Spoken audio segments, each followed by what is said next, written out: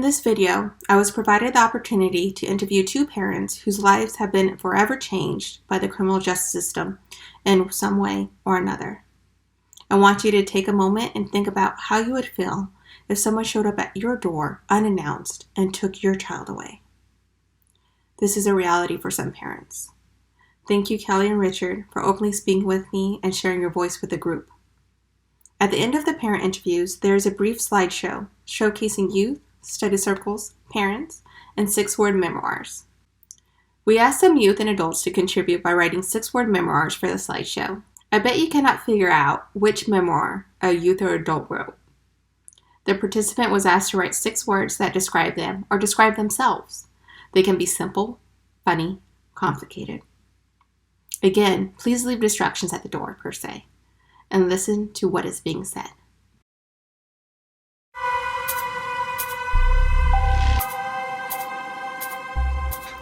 What 3 words best describe you as a parent? I think confidant, someone that my kids can come to if they really need to. Trusting, I've built a lot of trust, and I think probably trustworthy. My kids can trust me not to take things to the extreme, and that didn't used to be the way it was, but I think trusting, I trust them, and I think they trust me in return. I would like to think I was a caring parent.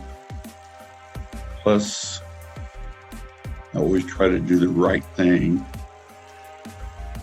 And I try to make godly decisions in that thought process.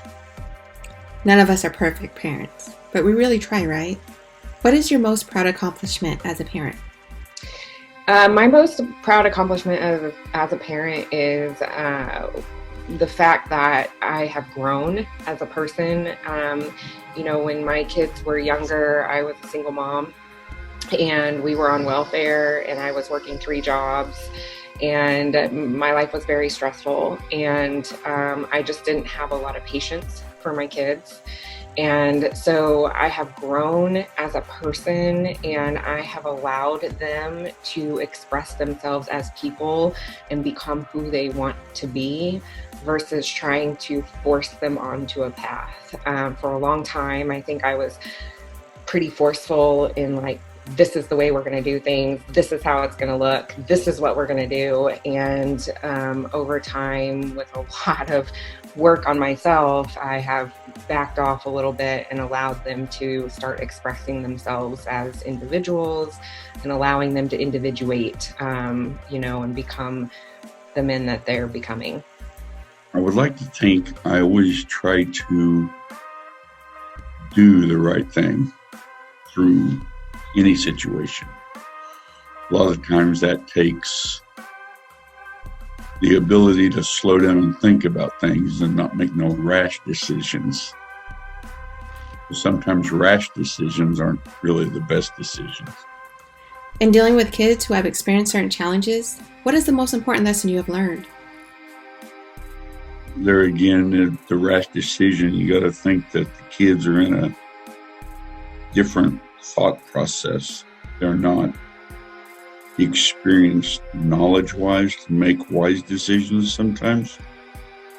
And I think you have to be understanding of how and why they do what they do. So you have to really, really be understanding. And sometimes that's hard. The boy's dad was incarcerated when they were younger, and it did come with a host of challenges. And him coming out of prison has come with a host of challenges as well. So reintegration and everything. I think the biggest thing that has come out of those challenges for me and for them was patience. It takes time for people, and people don't process things the same way. So, I may be ready for them to move on and let's get this figured out. But I learned that not everyone processes the same way, and those challenges require a lot of love and patience and listening, having to really stop and listen to where they're at and respect that process. How do you think you have been able to develop resiliency in your family? I think God helps us a lot going to church. I mean, it gives you a thought of you're not alone. Even though you might be by yourself, we still have, God's with us everywhere. So I try to keep that on the forefront. Sometimes situations kind of tries to push that back, but you gotta just keep bringing it back. I think that, we have had a lot of challenges, and they have shown up in a variety of ways. In the schools, I had a kiddo who started having problems in second grade, and they lasted through up to middle school. Middle school was pretty good, and then we had challenges again in high school. And I think starting to really talk with them about how their mistakes don't define them. They are not defined by the problems that they have, that they're inherently worthy and wonderful people, despite what may be showing up for them right now. And I think that I try to remind them. In fact, just this last weekend, I sent messages to both of them because, we text a lot through communication, just reminding them that I love them and there's nothing they can do to mess that up with me. And I think that is one way that we have really developed resiliency as a unit, is to not take each other for our mistakes and look at who we are as people instead. What advice would you give to other parents in similar situations?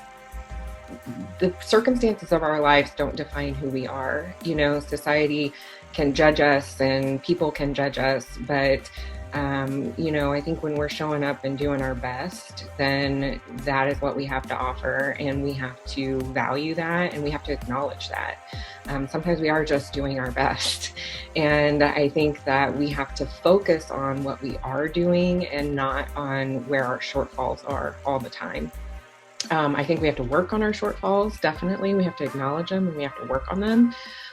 But we also have to focus on what's going well and start really, because when I was a single mom on welfare and the boy's dad was gone, we were a tight little unit, that was going well for us. We were very, very close. And so focusing on that instead of what's not going well, I think is probably the biggest piece of advice that I could give. And sometimes it feels like nothing's going well at all, but there's usually something that can be focused on that can grow and develop those relationships.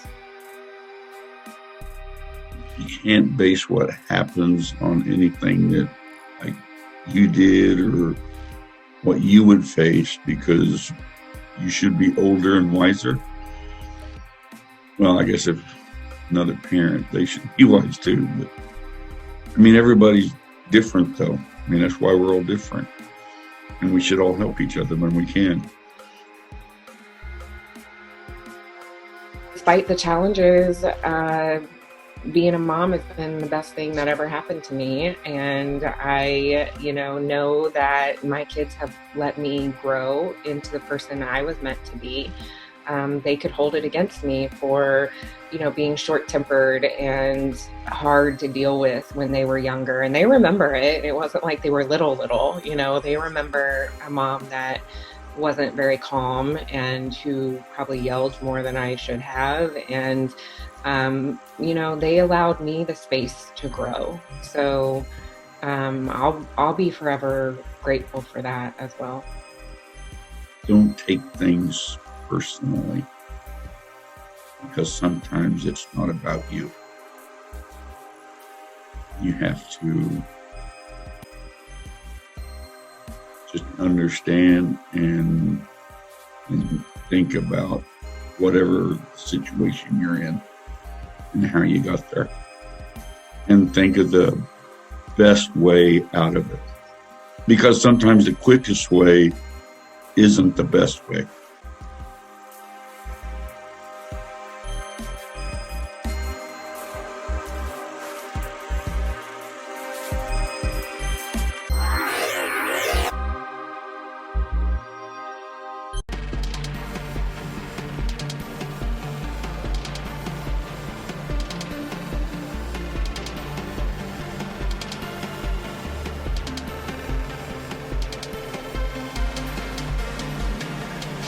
Hoping to hug my family soon.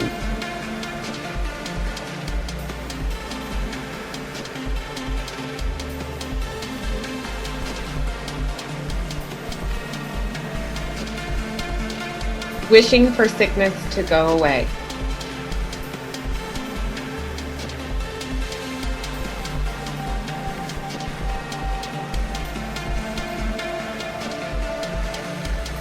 We'll look back and just smile.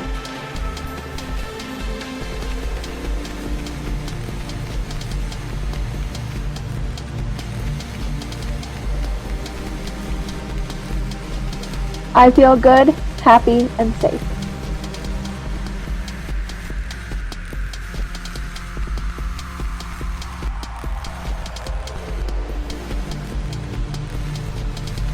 Creativity is fostered by willing participants.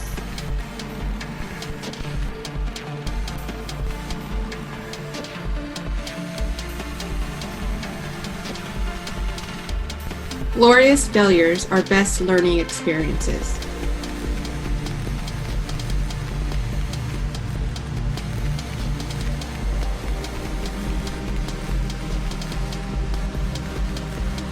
What gets measured gets done, usually.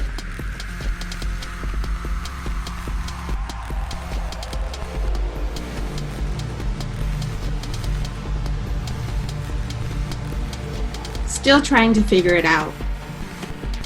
Tomorrow is another day for greatness.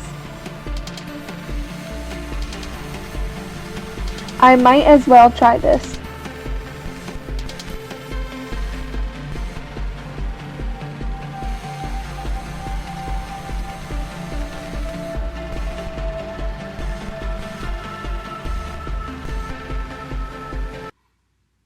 As Josiah stated, we all have a role. What kind of role do you want to be in someone's life? The good, the bad, or the ugly? In the words of Marlon, just do something nice every day. In the words of Marquise, be patient, as we all need time to process.